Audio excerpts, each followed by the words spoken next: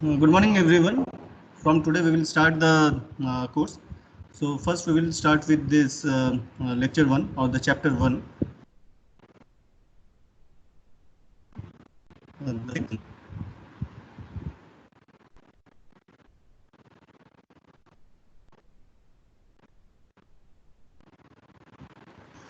We'll be starting with the chapter signals and systems. Okay. So, do you guys have any issues from the last lecture, introductory lecture? Do you want some clarification?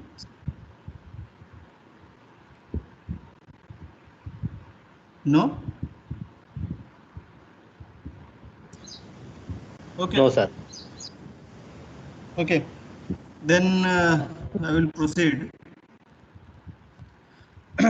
In our last class, we have already discussed that what are signals. Okay. So signals are a set of information and data which changes with time.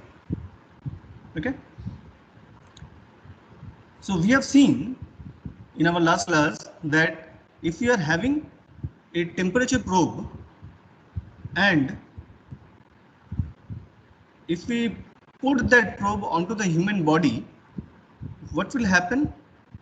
It will capture the temperature of the human body with respect to time. So what is the set of information over here? The set of information is the variation in the temperature at each and every instance of the time. Okay.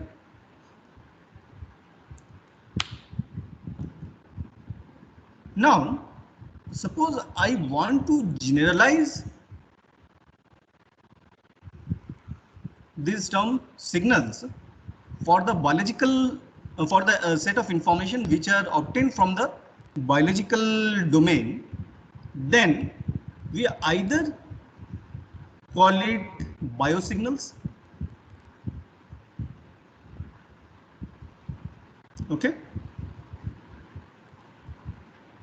Else, if the signals are originating from the human body, then we called it biomedical signals.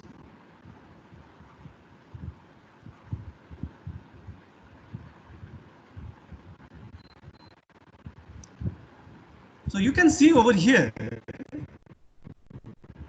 biosignals is a more generalized. So biosignals, it may be from the microbes, it may be from the human body, okay, or if we further generalize it, maybe from the mammalian body, maybe from the aquatic fishes and all these things.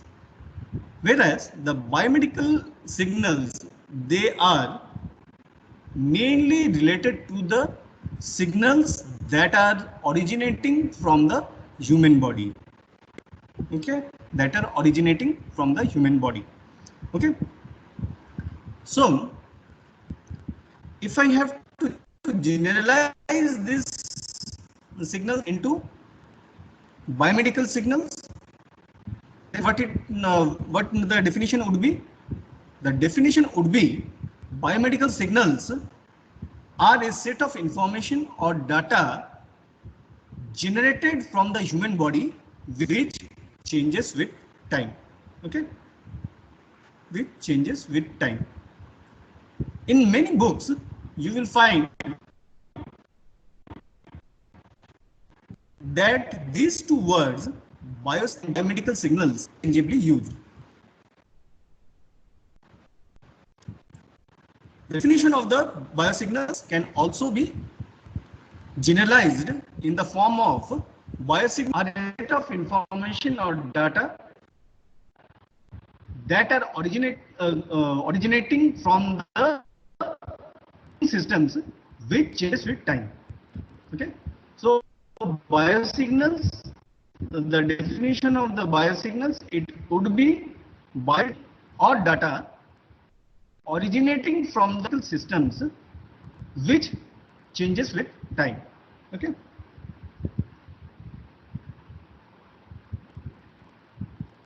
Now,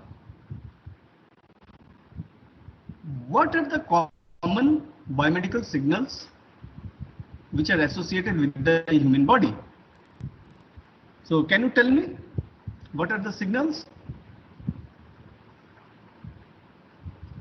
First one is the respiration. Okay, so respiration signals. Second is your electrooculogram. In our last class, we have discussed that it is basically based on the dipole movement.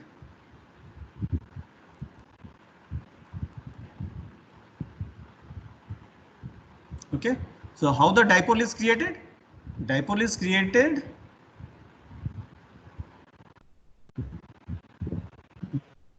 between retinal layer, which is present at the rear end of, and the cornea, which is present at the front end of the eye. So since cornea is having very low metabolic activity, so it is having a relatively positive charge, and our retinal layer, it is constantly receiving photons, and it is constantly constantly in the activated form. Okay, so continuously the metabolism is going on, and due to this reason our retina, it is negatively charged. Okay, now it creates a dipole in this fashion, so negative, positive. Okay, right? And how the signals are generated, we have already talked in our last class, so I am not repeating that. Then third is electromyogram, electroneurogram, electrogastrogram. Okay,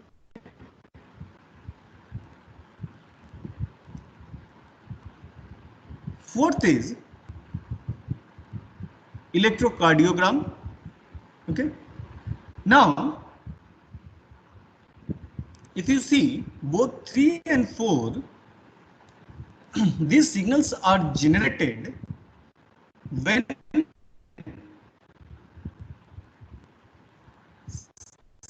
some muscle or cell, they are getting excited. Okay, and these generate some action potential, which is being generated when a cell is being stimulated. Okay, however, there is a difference between 3 and 4. Okay, so what is the difference? The difference is that the signals which I have mentioned in 3 and 4, you can give a stimulus, and that can result in the activation of these muscles. However, the ECG signals, what it does is that these are being generated from the cardiomyocytes.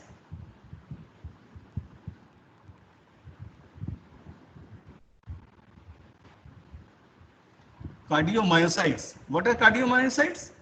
Cardiomyocytes are the muscle cells which are present in the heart. Okay. Now, what is exciting these cells? These cells are being excited through the SA node and AV node, which are present in the heart. So SA node is the sinoatrial node and AV node is the atrioventricular node. Now, this sinoatrial node, it is directly innervated with the nervous systems of the autonomic nervous system, okay, which is a part of the central nervous system. Now, this autonomic nervous system, it has two parts in itself. One is sympathetic nervous system and other is parasympathetic. So I am not going into the details because you will be studying all of this in the anatomy physiology class. Just I am, for your information, I am giving you this thing. So our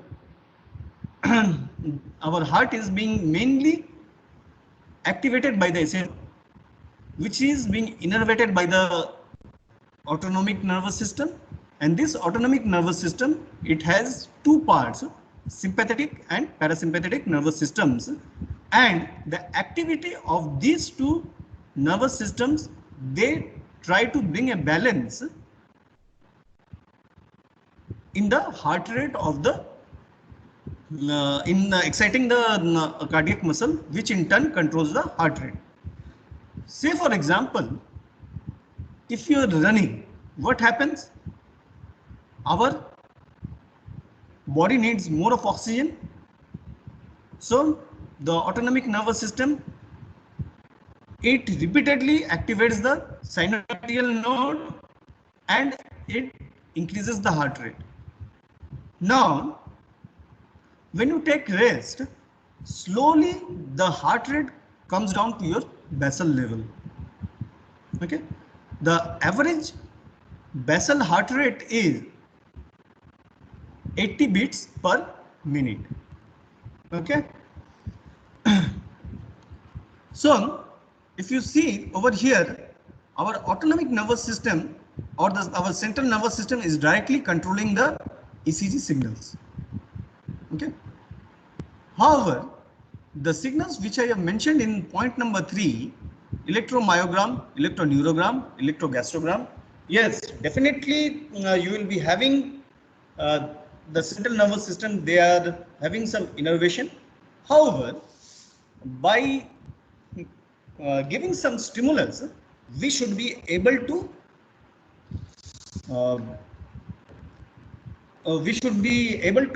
manually excite this muscles to the tissues to generate these signals. Okay, so ECG signals, they are self-excitatory,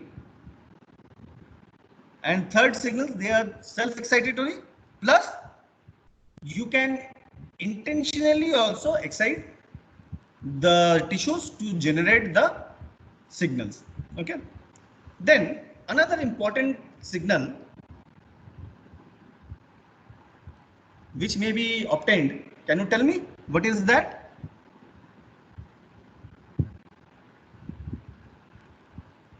Anyone? No. Okay. EOG. EOG I have already told in point number 2. Yeah. Okay.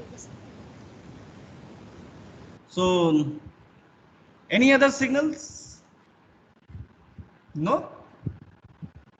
Our body is a infrared radiation emitting system.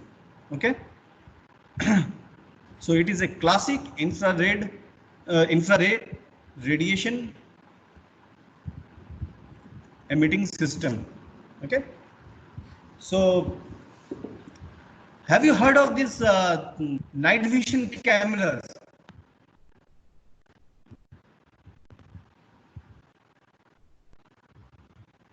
Okay, many of the night vision cameras, what it does is that it tracks the thermal events. Okay, so they are thermal cameras. Now these thermal cameras, they pick up the infrared radiations from our body. Okay, so why this happens? Why our body is constantly radiating the infrared radiations? Any idea? No? So here I have told that our retinal layer, it is constantly undergoing some metabolic activities. But all of our cells in our body, they are metabolically active. Okay. So when they are active, when there is a metabolism going on, what is one of the byproducts? One of the byproducts is the heat. What is heat? Heat is nothing but your infrared radiations, and these heat are being radiated out of the body. Okay, and these are being captured by the thermal IR cameras to detect the uh, what you call the thermal activity of within the human body. They are also used to picture the human body, like in mammogram breast cancer detection. Okay, so how it is done? The whole body is being scanned through these thermal cameras. In breast cancer, what happens? We are having soft tissues, and if there is any cancerous cells, the cancerous cells, they have a very high metabolic activity. So the thermal vision camera, it will show a bright the intensity if there is a cancerous cell or a group of cancerous cells which are present within the breast or any other human body. Okay, so in this way it can be used. Also nowadays uh, there is this COVID pandemic going on, right? So what happens over here? If you go to any mall or if you are going to airport, even in the TVs they are showing when someone is trying to enter the public places, they are using a gun to measure the temperature. What it is doing basically? The thermal gun is also measuring the infrared radiations, quantum of the infrared radiations which are emitted from the body. So what happens when we have a fever? What will happen? The quantum of infrared radiations which are being radiated from our body will be very high. So during fever, what happens? We have a very high temperature. So if you just put your hand on a person who is having fever, you will find that his body is quite warm, right? Now what is happening over there? The infrared energies are being radiated from the body surface. Now these thermal guns, which the various healthcare givers they are using, they are basically measuring the quantum or the intensity of the infrared radiations which are being radiated from the human body. Okay. Now, coming from the signals to the signal processing. So what is a processing?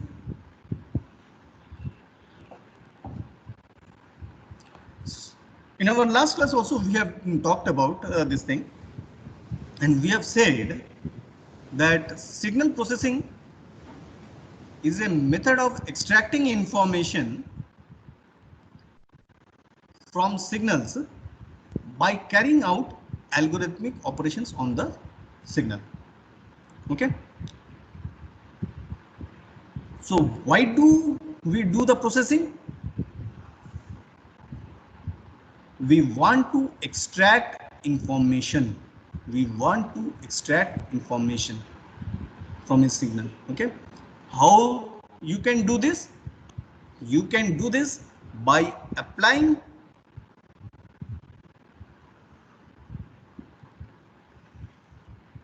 mathematical operations in a logical way.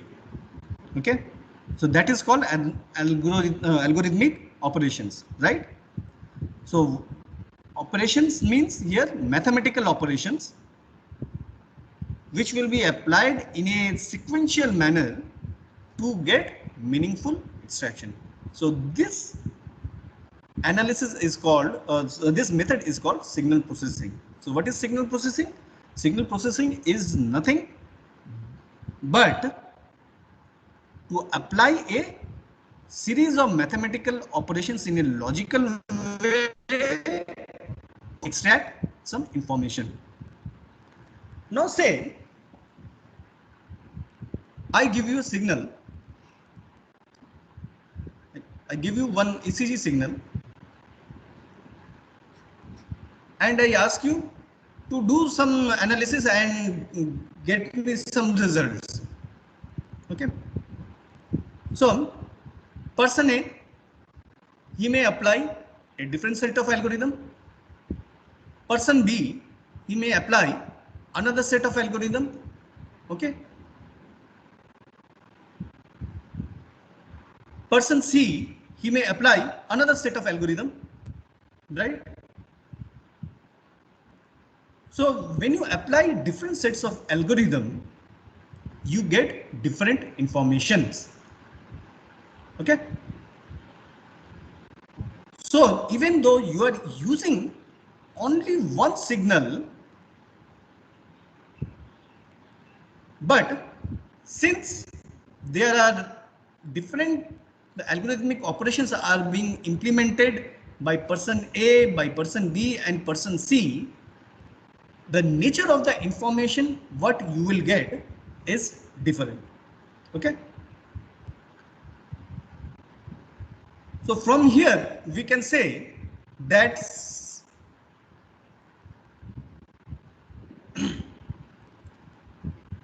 signal processing is an objective oriented task. Objective oriented task. Okay. So what is your object? You do it. We can also call it subjective because person A, he may think I can take this information. Person B can say I can take this information. I will extract this information. Person C will say I will extract this information. So that will be a this subjective method. But even in that subjective method, what you are doing? You are doing a goal-oriented processing. Okay, you are doing a goal-oriented processing. Hence, it can be regarded as objective method. Okay, the signal processing method is an objective method. It depends on what you need, what information you want to extract from the ECG signal. Okay, so it is an objective. Okay, in that way. However, if you consider from a person to person variation, then one person may have may want to extract some other information. Another person will be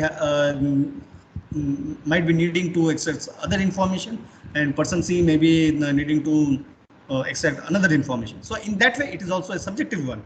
Okay, subjective means it changes from one person to from the other person. Okay, whereas objective means you are going for a specific task. So if your task is defined, what you want to extract, then it is called objective task. Okay, so suppose from the ECG signal only, we can try to find out heart rate. Okay, by applying some signal processing methods, we can also find out respiration rate.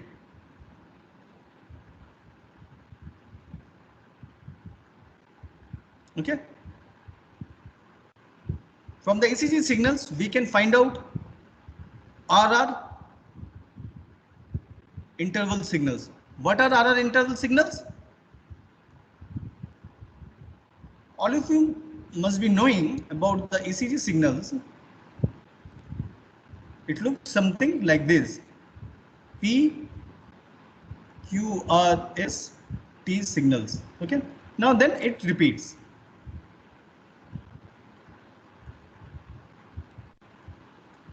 Now this is another R peak. Now the distance between this and this is a time information delta t. Okay. Now, when you put this delta t values, say delta t0, delta t1, this is delta t0, say r and r, then the next consecutive this thing will be delta t1, then the next one it will be delta t2, right?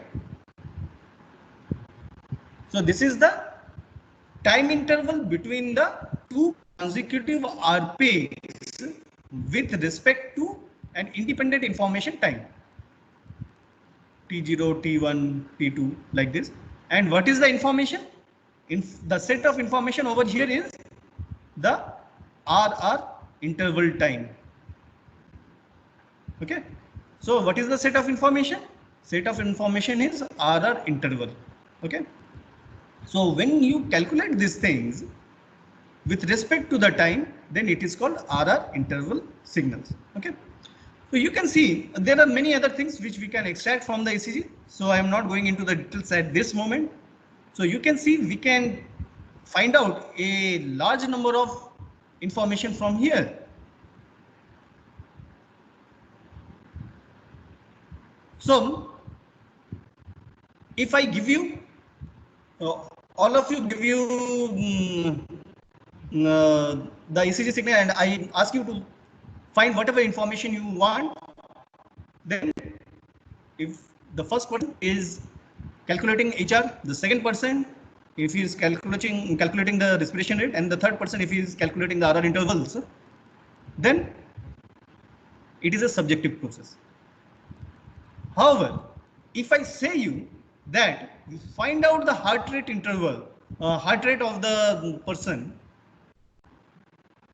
to all of you, then it becomes an objective oriented processing. Okay. So the signal processing can both be subjective and objective in nature. Okay.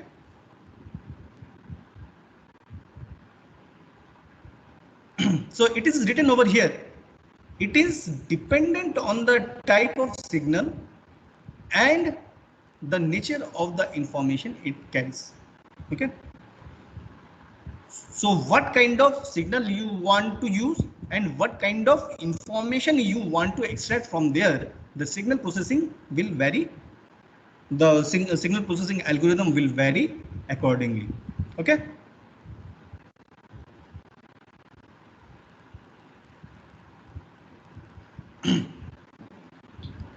Now, we have heard about signal, we have talked about signal processing.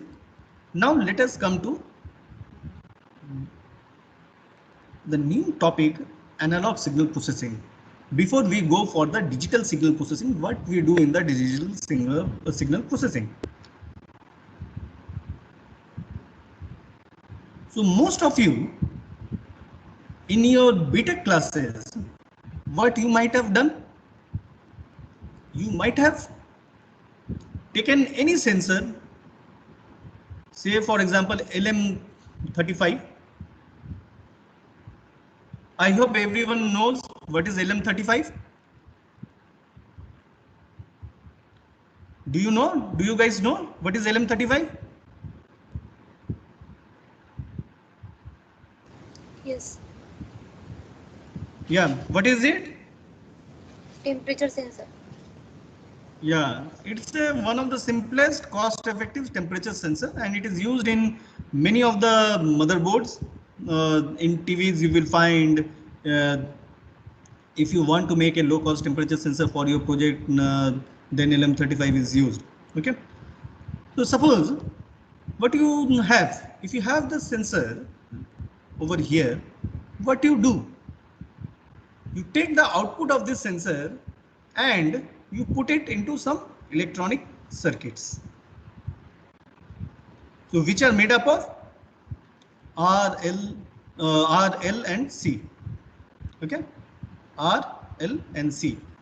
So you will be having this is just a representative circuit. Okay, so you have these RLC circuits in various combinations. So you can make a low pass filter, you can make a high pass filter, you can make a band pass filter, you can make a band reject filter, whatever you want. And also it may be active or passive. So I'm not going into the details of that. Okay, that you should be studying in your biomedical instrumentation class. So you are having the electronic circuit. So what is the output the LM35 is giving? LM35 is giving you an input signal which is analog signals. Okay, so what are analog signals? They are continuous time signals, and the set of information or the data that changes with time may vary from minus infinity to plus infinity.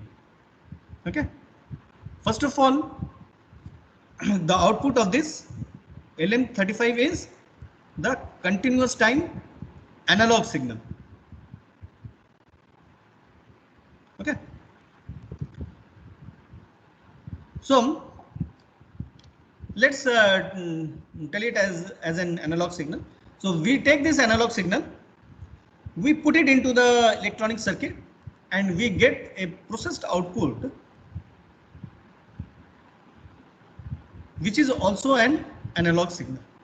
Okay, so we give an input which is analog in nature through the electronic circuit, and in the output we get another signal which is called the processed signal, and that is also an analog signal.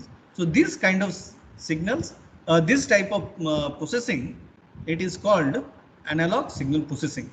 Okay, so now you will say, sir, where we are applying an algorithmic operations, right? So what are these? When we talk about the electronic circuit, when we make any RLC circuits, so what happens over there? They have got a transfer function Hs,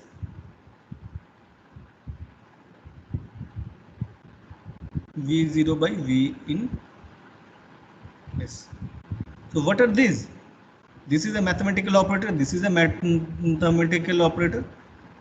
So this is also a mathematical operator. Basically what you are doing, you are applying some mathematical operations in an indirect way using the physical quantities to get an output. Okay, so when we say, suppose this is an amplifier. Okay, this is an amplifier having a gain A, and his amplification term is 2. So what will happen? Whatever the input signal you are giving, at the output you will be getting 2 multiplied by that signal. Okay, the amplitude of that signal will be multiplied. So what is this? This is a mathematical operator. So even though you are using this physical components, what you are basically doing? You are basically applying some mathematical operation onto the signal, and hence, and since you are applying this mathematical operation onto an analog signal, continuous time analog signal, it is called analog signal processing. Okay. Now, there are some advantages and disadvantages of system. If the circuit is small, you can easily perform these calculations very easily. But however, if you have to do some complex mathematics, it becomes very difficult to work with this analog signal processing systems. Okay.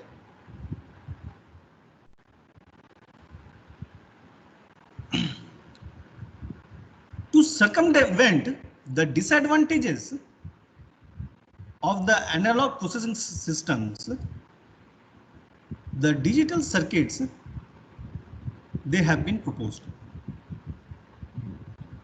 Why? Because these systems are less sensitive to changes in the component values.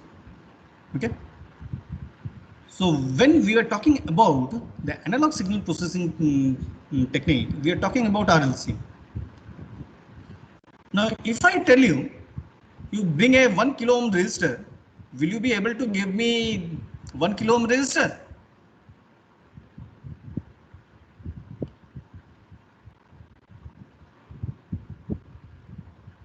I'm waiting for your answers. Will you be able to provide me a 1 kilo ohm resistor?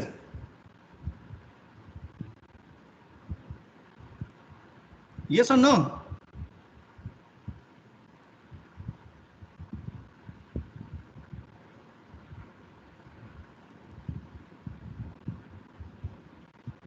Are you guys there? Yes, sir. Yes, sir. Okay. Yeah. Yes. So can you give me 1 kilo ohm resistor? Yes or no? No, sir. Why? Digital circuits will give output as a digital value. No, I am talking about just resistance. I have just told you that you give me a 1 kilo ohm resistor. Will you be able So to the give me high, 1 kilo ohm resistor? so the high resistance gives means getting low current.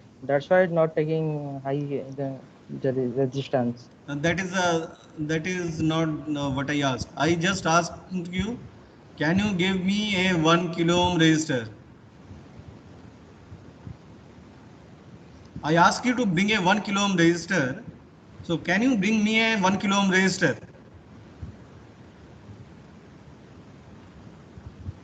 This is a simple question. In why? What is the reason? Resistance So is it is not a that much digital of circuit. carrying. Pardon? Speak one at a So it is, time. I couldn't so it understand. is a digital circuit. That's why not use any high amount of resistance.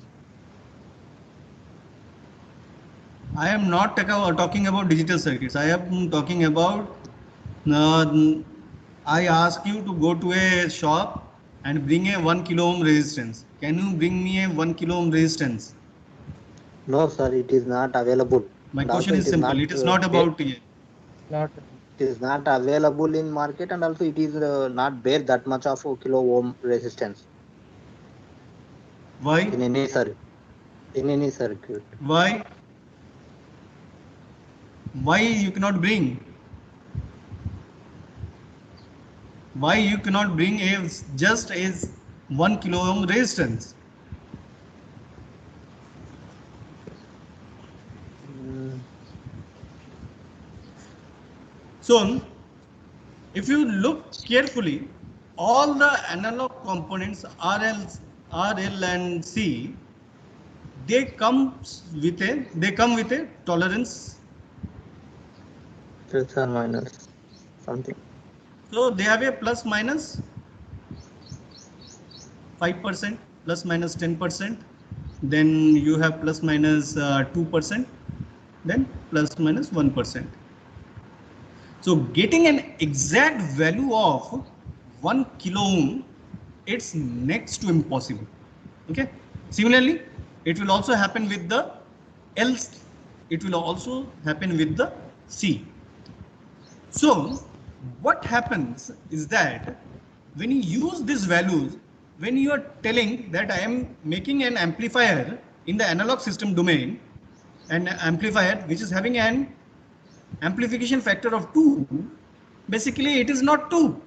It may be 2.01 or it may be 1.99. So you can see if a person makes an amplifier,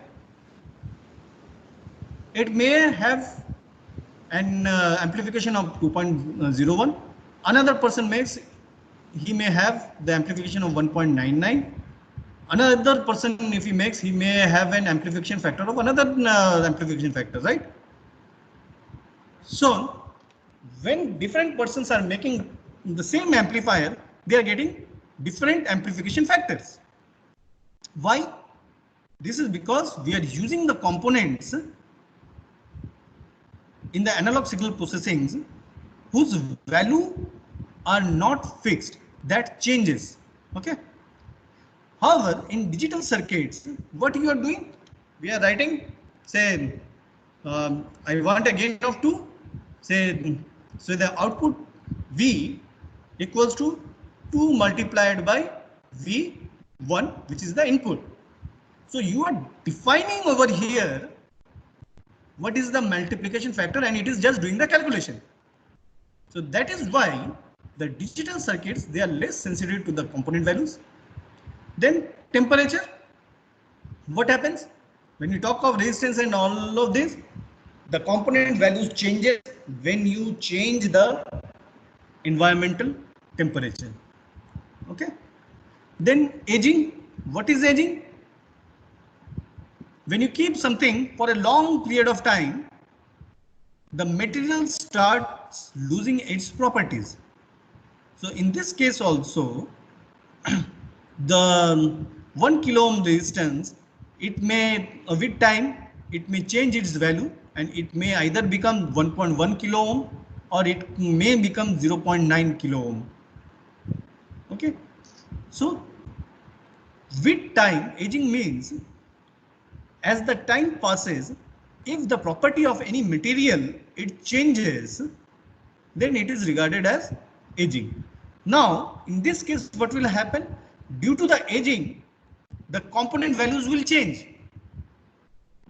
Okay, due to aging, the component value will change. What are component values? The components are made up of some materials. Since the material property changes, your component value changes. Okay. Then lastly, other external parameters. Other external parameters means you may have a humid condition. In humid conditions, if the capacitors, they are not packed properly, then what will happen? The dielectric medium within the capacitor, it may absorb some moisture. Its functioning will change. Okay. Suppose there are some circuits which works better under light conditions. There are some circuits which works better in the dark conditions. So under those conditions also, you will be finding that these external parameters which are not in your control, during the analog circuit, analog signal processing, the values will change. However, in the digital circuits, you are just putting up some command, and based on these commands, the mathematical operations are being performed. Hence, the digital circuits, they are less sensitive to these parameters, and this gives us an important advantage of the digital circuits over the analog signal processing circuits. Okay. Now next, coming to the what are the advantages of the digital circuits? Flexibility in reconfiguration of DSP operations. What are DSPs? DSPs are digital signal processors. Okay, so usually they are microprocessors or microcontrollers. So all of these comes under the digital signal processors. Okay, so what you can do, you program this thing, and you get the output as per your need, right? So say for instance, in the first instance, what you do, you program the DSP to give you a gain of 2. However, in the next instance, you give the you write a command to give an magnification or the amplification of 10.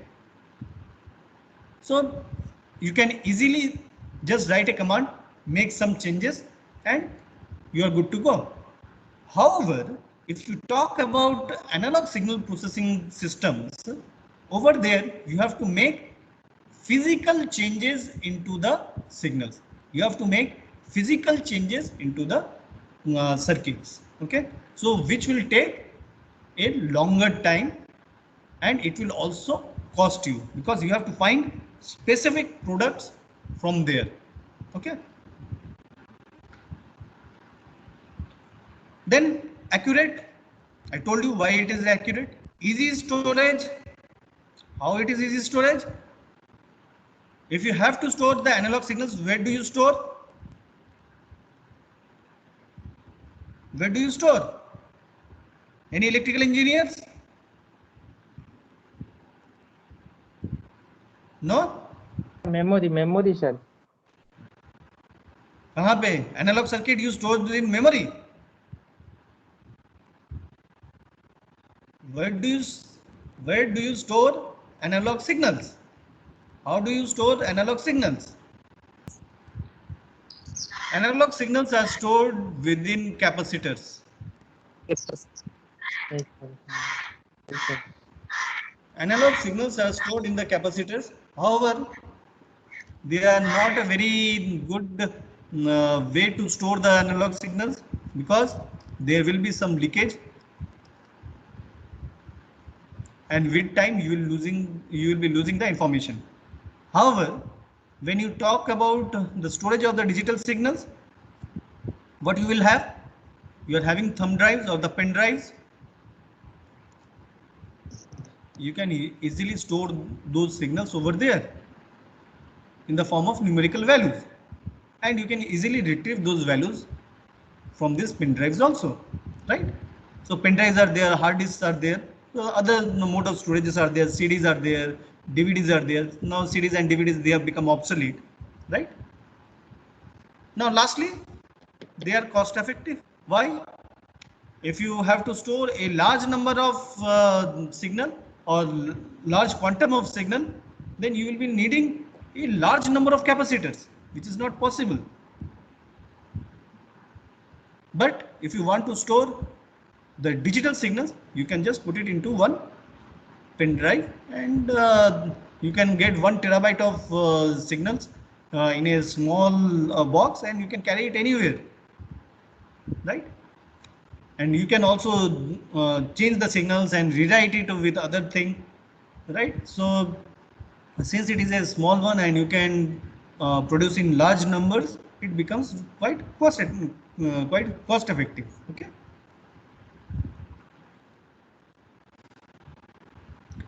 Now coming to the digital signal processing. In the digital signal processing, we have an analog signal. Okay. Now this analog signal cannot be directly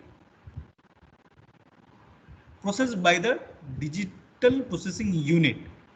Okay. Why?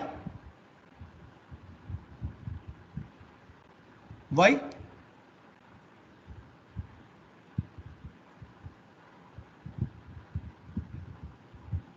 Any idea? Repeat question. I am saying analog signals, they cannot be directly processed using the digital processing unit or digital processors. Why? We need signal conversion, sir. Without circuits, we didn't convert the signal from directly to one analog to digital. Yeah. So that is correct. So since we cannot directly process the analog signals using the digital processing units, we need a converter which is called the analog to digital converter. Okay. But can we directly take the signals to the analog to digital converter? Is it possible? I give you a Again, no. signal. Why?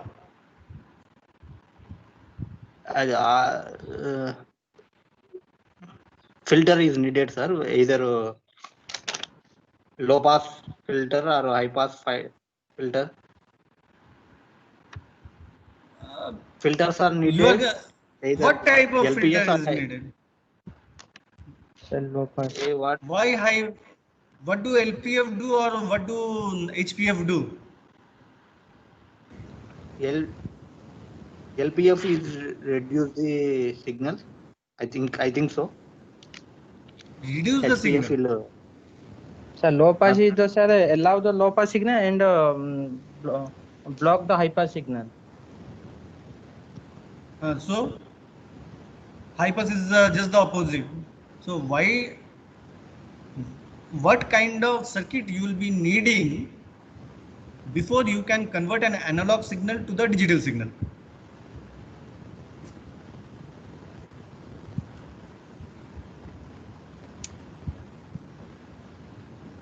Okay, I think we are almost completed our time.